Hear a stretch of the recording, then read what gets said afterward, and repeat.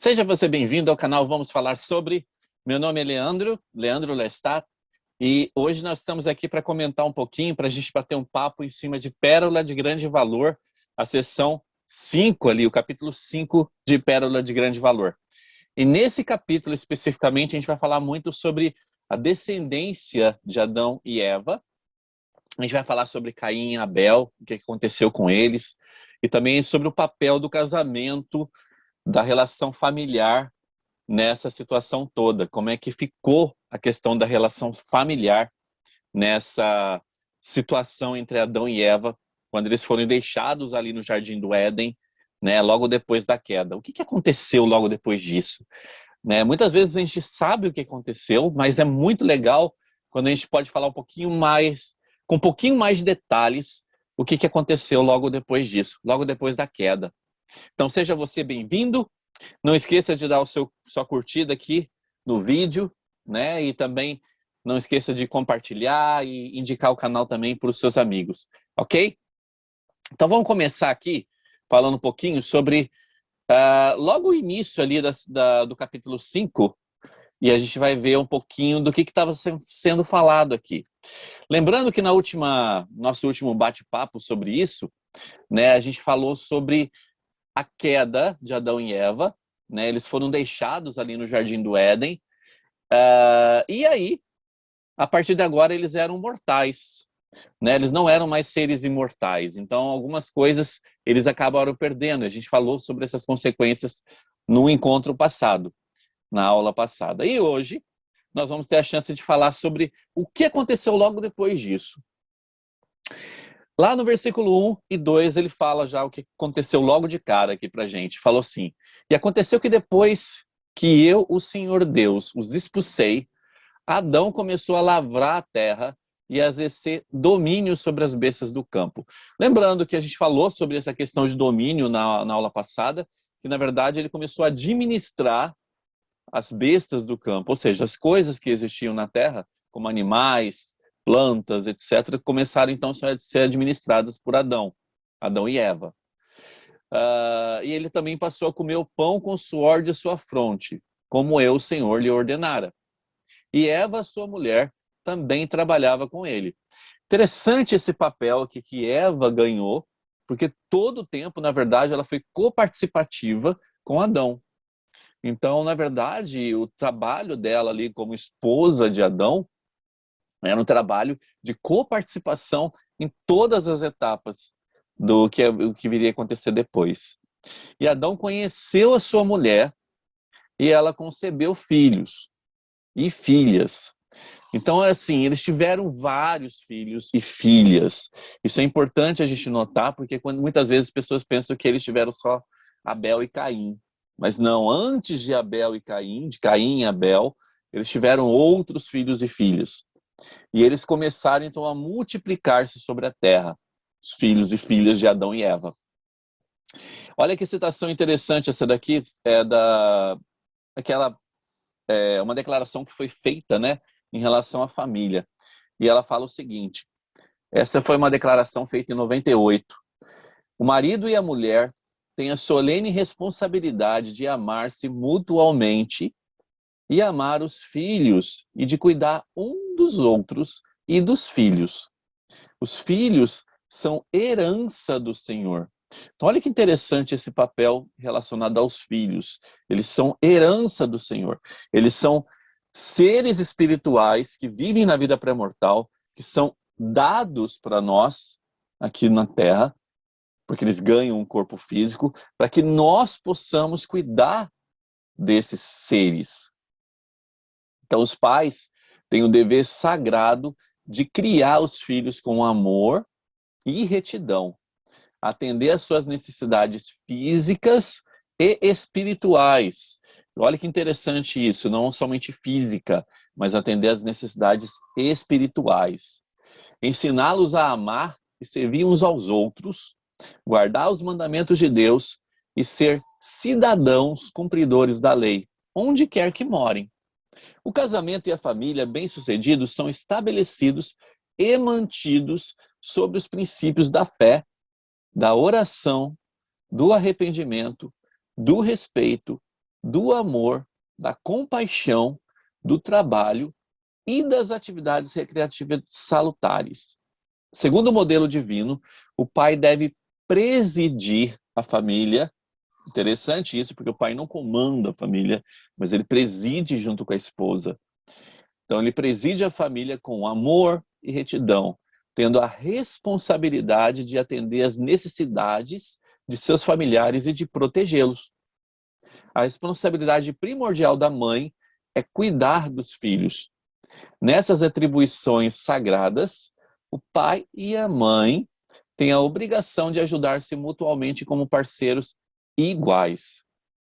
Então, essa aqui, citação, ela explica exatamente qual é o papel do marido e da mulher, esposo e a esposa, durante o casamento. Eles são coparticipativos em todas as etapas. Então, na verdade, o esposo está ali para presidir, junto com a esposa, as coisas relacionadas à família. E isso foi o que aconteceu no casamento de Adão e Eva, logo depois.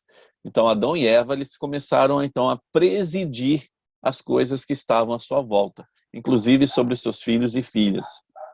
Lá no versículo 4 e 5 fala o seguinte: e Adão e Eva, sua mulher, invocaram o nome do Senhor, e eles ouviram a voz do Senhor que vinha do caminho em direção ao jardim do Éden, falando-lhes. E eles não ouviram porque estavam excluídos de sua presença. Mas olha que interessante, apesar deles estarem excluídos da sua presença, lá do jardim do Éden, né, eles tiveram a chance de ouvir a voz do Senhor. Ou seja, eles estavam tão conectados com o Espírito, apesar de estarem longe da presença física com Deus, mas eles tiveram a chance de ouvir a voz do Senhor. E é o que acontece com a gente. Né? À medida que nós estamos conectados com o Espírito Santo, nós temos essa chance de ouvirmos a voz do Senhor. E olha o que o Senhor falou para eles. E ele deu mandamentos de que adorassem ao Senhor e oferecessem as primícias de seus rebanhos como oferta ao Senhor. E Adão foi obediente aos mandamentos do Senhor. Interessante quando ele fala que oferecer as primícias, porque eu aprendi uma coisa bem interessante aqui relacionado a isso no manual do Instituto de Pérola de Grande Valor, sobre a questão de primícias. E é notável verificar que Adão ele foi obediente ao Senhor. Ele cumpriu exatamente o que o Senhor pediu. Vamos entender o que significa a palavra primícias. Então, a palavra primícias coloca certas limitações e restrições e até determina a qualidade da fé que deve ser exercida ao se oferecer o sacrifício. Primícia, olha aqui o que fala sobre isso, não se refere necessariamente ao animal mais velho do rebanho. Muitas vezes a gente tem a ideia de que primícia é aquele animal mais velho, o primeiro filho, né? Mas ao primogênito da sua mãe. A primícia é o macho, ou seja, aquele que abre a madre dentre os filhos. Então, cada mãe tem um único primogênito em sua vida. Então, primogênito é o primeiro filho macho que é nascido. Mas um rebanho de ovelhas pode ter vários primogênitos a cada ano. Porque, na verdade, quando você está falando de ovelhas, eles têm vários filhotes. Então, imagina só que a cada vez que eles têm uma cria, eles podem ter um primogênito diferente. Então, para saber quais cordeiros eram aceitáveis para o sacrifício, o dono tinha que conhecer o seu rebanho. Então, era preciso que observasse as mães e os filhos o tempo todo. Era preciso que fizesse isso. Caso contrário, como poderia saber qual mãe tinha gerado o seu primeiro filho? Pergunta, né? Não havia meio de um homem, quer fosse Adão ou qualquer outro, saber quais machos eram primogênito, a menos que houvesse um registro ou algum método de identificação das mães e dos filhos. Essa exigência eliminava a possibilidade de se prestar obediência ao acaso, de modo aleatório e ocasional.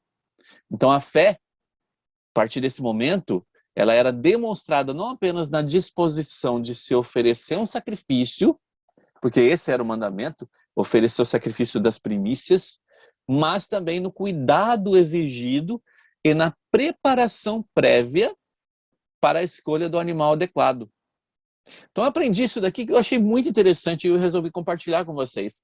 Porque, na verdade, não foi a questão de somente oferecer o primogênito, mas ele tinha que ter um cuidado muito especial para saber quem era o primogênito e ele tinha que ter uma documentação relacionada a isso, porque senão ele acabava se perdendo, né? Então, na verdade, isso era um tipo de sacrifício bem normal até a época de Cristo, em que as pessoas ofereciam, né, sacrifícios ao Senhor das primícias dos cordeiros. E isso mostra para a gente exatamente como nós devemos guardar os mandamentos do Senhor. Não somente guardar mecanicamente, mas nos prepararmos em todos os setores de nossa vida para que nós possamos guardar da melhor forma possível. Versículo 6. E após muitos dias, o anjo do Senhor apareceu a Adão, dizendo, e essa é uma escritura bem famosa, né? Por que oferece sacrifícios ao Senhor? Então o anjo perguntou para ele, Adão, por que você está oferecendo sacrifícios ao Senhor? E Adão respondeu-lhe, eu não sei, exceto que o Senhor me mandou. Muitas pessoas podem achar que essa era uma obediência cega de Adão, mas não era.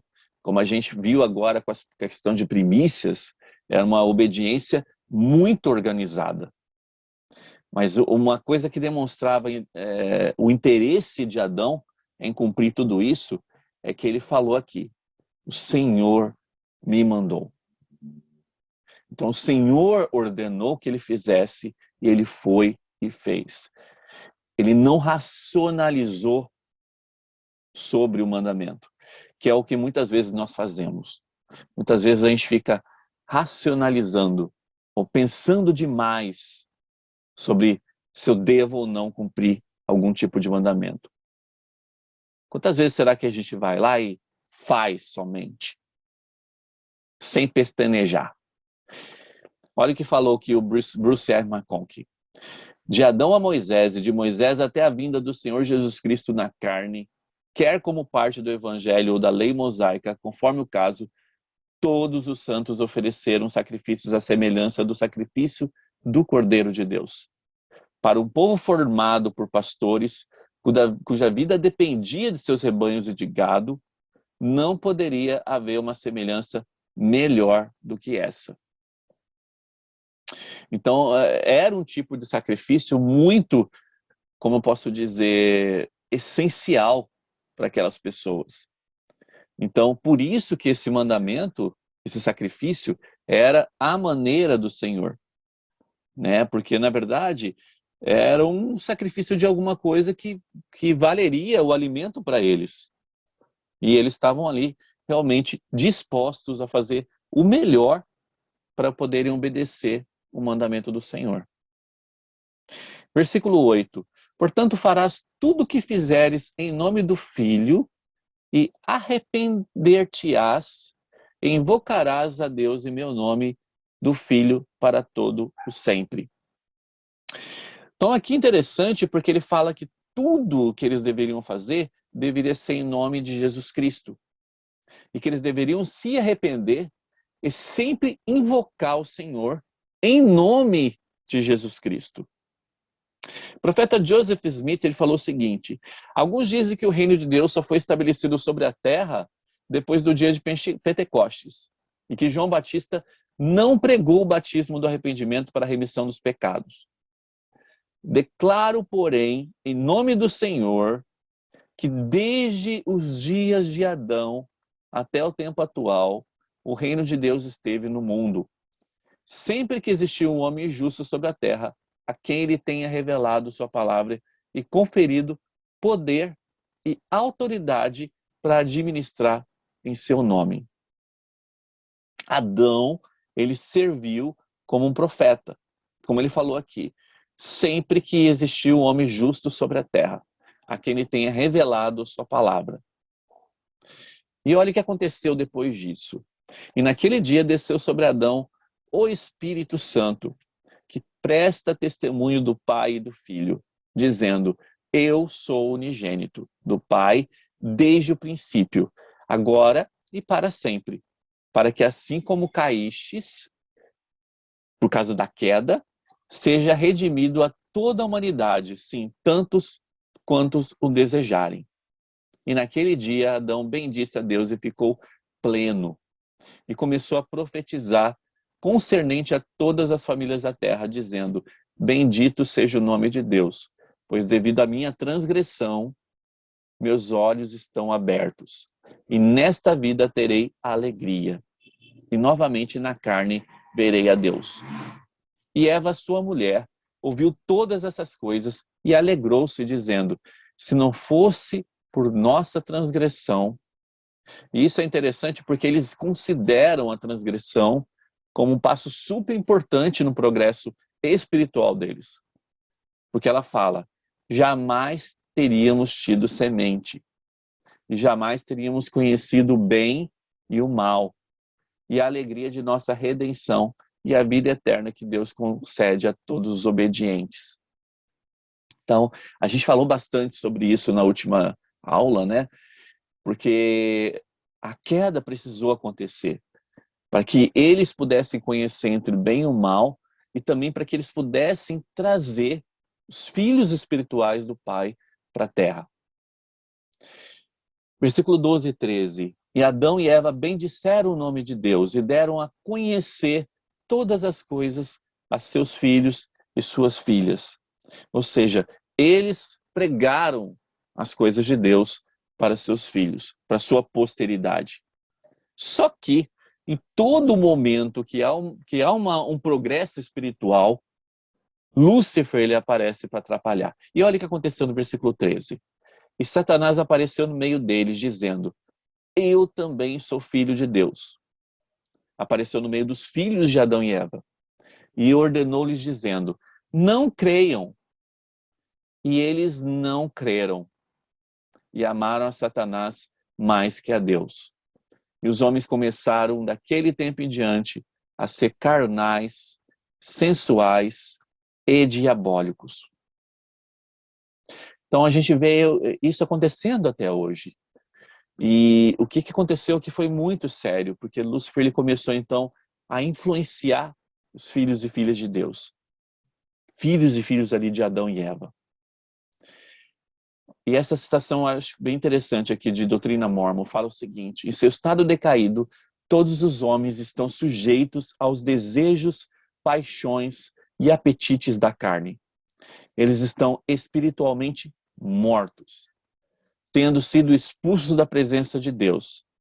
Estão, portanto, sem Deus no mundo e seguiram caminhos contrários à natureza de Deus. Estão em estado carnal. São deste mundo. E olha que interessante que ele fala o que significa ser carnal. Ser carnal denota ser mundano, sensual e inclinado à gratificação dos desejos da carne. Tudo que é sensual é carnal e vil. Relaciona-se mais ao corpo do que ao espírito. Essa sensualidade implica na livre indulgência aos prazeres sensuais e carnais, na lubricidade, na lascívia e licenciosidade. Desde a queda, os homens em seu estado natural têm sido carnais, sensuais e diabólicos. Toda pessoa sobre quem o diabo tem poder, que se sujeita a ele, que cede às suas tentações, seguindo as suas seduções carnais e sensuais do mundo, todas essas pessoas são diabólicas, como falou aqui nessa citação. Versículo 16 e 17. E Adão e Eva, sua mulher, não cessaram de clamar a Deus. E conheceu Adão, Eva, sua mulher, e ela concedeu e deu à luz a Caim. E disse: obtive do Senhor um homem, portanto ele não pode rejeitar suas palavras. Mas eis que Caim não lhe deu ouvidos e disse: quem é o Senhor para que eu deva conhecê-lo? E ela tornou a conceber e deu luz a seu irmão, Abel. E Abel deu ouvidos à voz do Senhor. E Abel foi pastor de ovelhas, mas Caim foi lavrador da terra. Caim teve a grande honra de ser filho de Adão. Ele também foi privilegiado com as mesmas bênçãos que seu pai recebeu. Que homem vigoroso ele deve ter sido. O seu nome deveria ter sobressaído com resplendor de excelência como um dos valentes filhos de Deus. Ele deveria ter sido honrado até a última geração. Mas, infelizmente, nada disso aconteceu. O presidente Joseph Fielding Smith ele falou o seguinte: o grande pecado de Caim não foi cometido em ignorância. Temos toda razão para acreditar que ele teve o privilégio de estar na presença de mensageiros dos céus. De fato, as Escrituras dão a entender que ele foi abençoado com a comunicação com o Pai e foi instruído por mensageiros enviados à sua presença. Não temos a menor dúvida de que ele possuía o sacerdócio, caso contrário, seu pecado não teria tornado como filho da perdição. Ele pecou contra a luz e o fez como nos foi dito, porque amava a Satanás mais do que Deus. A Bíblia nos dá a entender de que Caim foi o primeiro filho de Adão, mas o relato contido lá na Bíblia, como eu falei agora há pouco, né, ele acaba sendo incompleto, porque no livro de Moisés nós podemos ter uma visão mais ampla e uma compreensão um pouquinho melhor das condições existentes, né, naqueles primeiros dias. Adão e Eva tiveram muitos filhos e filhas, antes mesmo de Caim e Abel. O profeta Joseph, ele ensinou que Abel magnificou o sacerdócio que foi conferido a ele e morreu como um justo. Por conseguinte, chegou a ser um anjo de Deus, porque recebeu o seu corpo dos mortos e ainda tem as chaves de sua dispensação. Olha que interessante o que aconteceu com Abel. 18-21 fala o seguinte: Caim amou Satanás mais que a Deus. E Satanás ordenou-lhe dizendo: faze uma oferta ao Senhor. Olha que interessante, porque na verdade Satanás falou para ele, fala para ele, faz uma oferta para mim. Mas ele falou, faz uma oferta ao Senhor. E com o correr do tempo aconteceu que Caim levou do fruto da terra uma oferta ao Senhor. E Abel, ele também levou as primícias de seu rebanho e de sua gordura. E atentou o Senhor para Abel a sua oferta. Mas para Caim e para a sua oferta, o Senhor não atentou. Ora, Satanás sabia disso e alegrou-se. E Caim ficou muito irado e decaiu-lhe o semblante. Isso mostra o orgulho que Caim tinha. E é um dos problemas que nós temos em nossa vida, a questão do orgulho. O que nós estamos fazendo para vencer o orgulho em nossas vidas? O profeta Joseph Smith ele ensinou: pela fé nessa expiação ao plano redentor, Abel ofereceu a Deus um sacrifício aceitável das primícias do rebanho.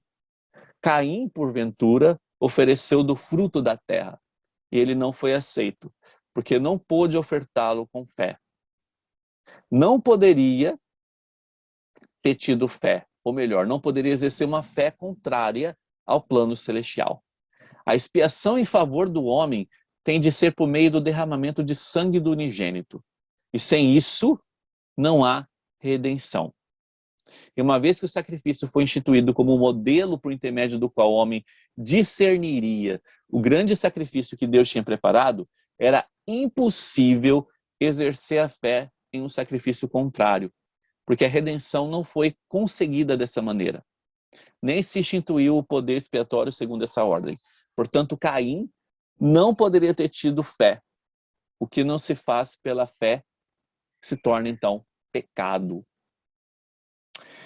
Olha o versículo 22-28. O Senhor disse a Caim: por que estás irado? E por que te decaiu o semblante? Se bem fizeres, será aceito. E se bem não fizeres, o pecado jaz à tua porta.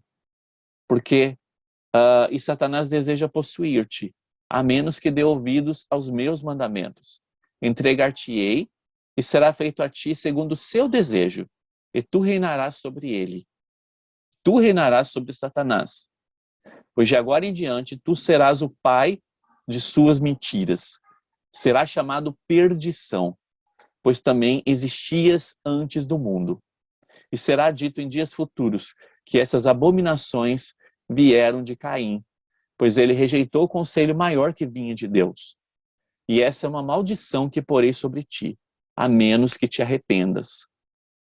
E irou-se Caim, e não mais deu ouvidos à voz do Senhor, nem a de Abel, seu irmão, que andava em santidade perante o Senhor. E Adão e sua mulher lamentaram-se perante o Senhor por causa de Caim e seus irmãos. E aconteceu que Caim tomou para esposa uma de suas filhas de seus irmãos, e eles amaram Satanás mais que a Deus. O profeta Joseph ensinou que todos os seres com corpos possuem domínio sobre os que não têm corpos.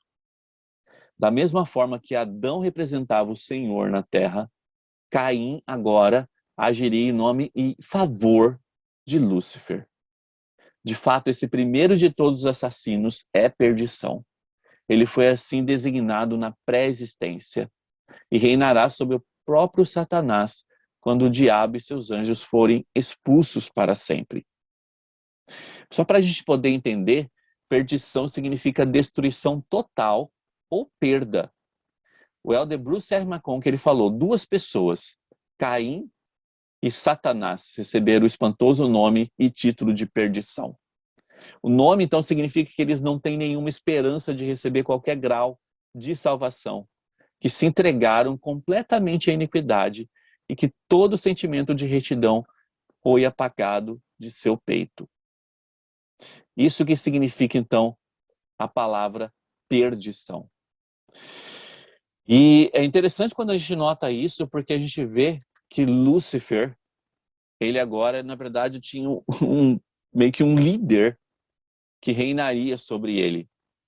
Porque, na verdade, agora Caim, ele teria poder sobre Lúcifer, porque ele tinha um corpo físico. E isso é bem interessante a gente notar, porque mostra que aquilo que foi falado aqui na citação, todas as pessoas que têm um corpo físico têm liderança em relação àqueles que não têm um corpo físico.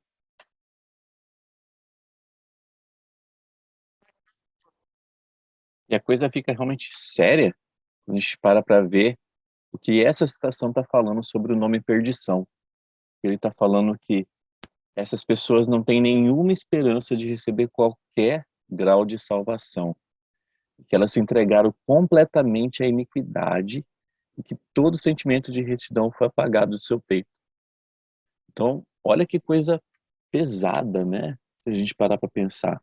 Que todo sentimento de retidão foi apagado de seu peito. Não existe mais qualquer sentimento de retidão dentro dessa pessoa. E essa pessoa não tem nenhum tipo de esperança que receba algum grau de salvação. Então esse era o estado que se encontrava ali Caim, depois de toda essa situação. E por isso que é tão sério o que aconteceu com ele. E na verdade, ele, como eu falei agora há pouco, né, ele acabou se tornando meio que um líder, né, junto a Satanás ali. E lá no 29 fala o seguinte: E Satanás disse a Caim: Jura-me por tua garganta, e se o revelares, morrerás. E jurem teus irmãos pela cabeça deles, e pelo Deus vivo, que não o revelarão, porque se o revelarem, certamente morrerão. E isso para que teu pai não o saiba. E neste dia entregarei teu irmão Abel em tuas mãos. Então Caim, ele fez aqui um pacto com Lúcifer, e esse pacto incluía que Abel seria entregue para ele.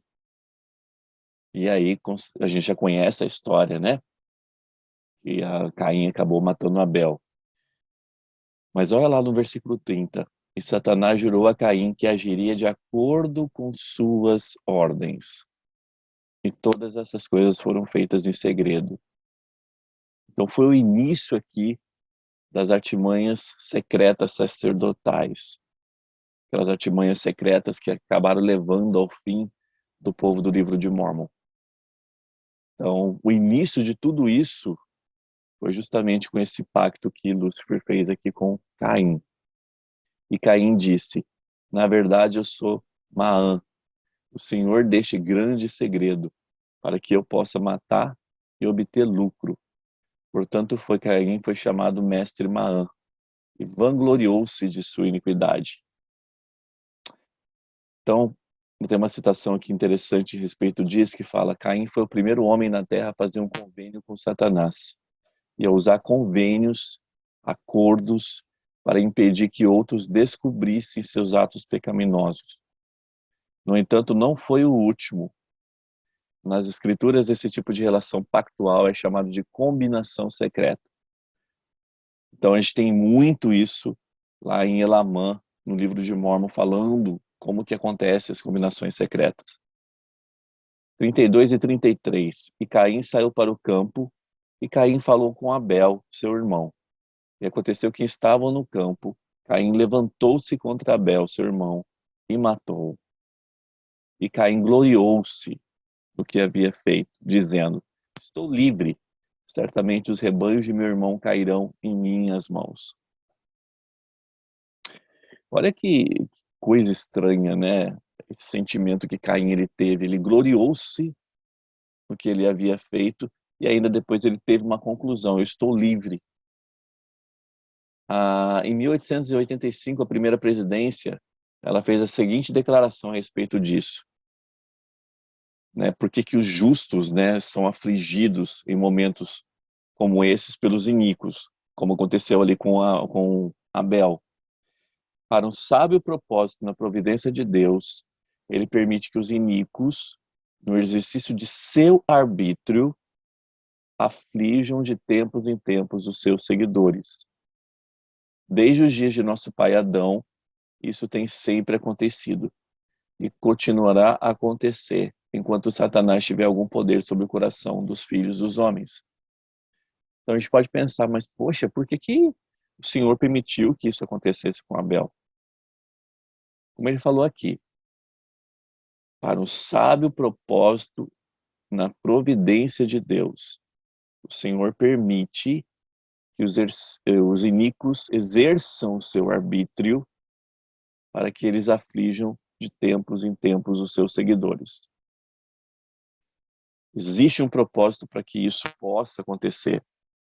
A gente entende que o propósito é esse? Não. Né? Como muitas coisas nós acabamos não entendendo relacionado ao Senhor. Mas precisamos entender que o principal é que o Senhor ele prepara os justos para que eles possam ganhar também o seu galardão. Então, independente das coisas ruins que os justos têm que passar por causa dos iníquos, o Senhor ele prepara para os justos um galardão, e esse galardão é esperado, sim. A gente conhece uma escritura bem famosa, né, quando Caim ele fala para o Senhor, né, sou eu o guardador de meu irmão? Quando o Senhor pergunta para ele onde que está Abel. E o Elder Darlin Oaks falou o seguinte: somos guardadores de nossos irmãos? Em outras palavras, somos responsáveis por cuidar do bem-estar de nosso próximo ao procurarmos conseguir nosso pão de cada dia? A regra de ouro do Salvador nos diz que sim. Satanás diz que não. Tenho sido tentado por Satanás. Alguns seguiram um exemplo de Caim. Ele cobiçou a propriedade alheia e depois pecou para conseguir essa propriedade alheia. Pode ser fraude ou engano. Pode até ser algum tipo legal e astuto de manipular os fatos ou influenciar alguém para levar vantagem. A desculpa é sempre a mesma. Sou eu, o guardador de meu irmão? E como consequência de tudo isso, Caim ele foi então amaldiçoado pelo Senhor. O Senhor sabia do que tinha acontecido. Não adiantava Caim tentar esconder o que tinha acontecido ali. Então, parte da maldição que Caim recebeu por ter matado Abel seria que a terra não mais daria sua força para Caim e que ele seria um fugitivo e vagabundo. Isso está lá no versículo 37. O fugitivo é uma pessoa que está fugindo da lei. O vagabundo é uma pessoa sem lar. Caim também foi expulso da face do Senhor. Então, o profeta Joseph, ele diz o seguinte: o poder, glória e bênção desse sacerdócio só podiam permanecer com os que foram ordenados se continuassem agindo em retidão. Pois ainda quando Caim também estava autorizado a oferecer sacrifícios, ele foi amaldiçoado por não oferecê-lo em retidão.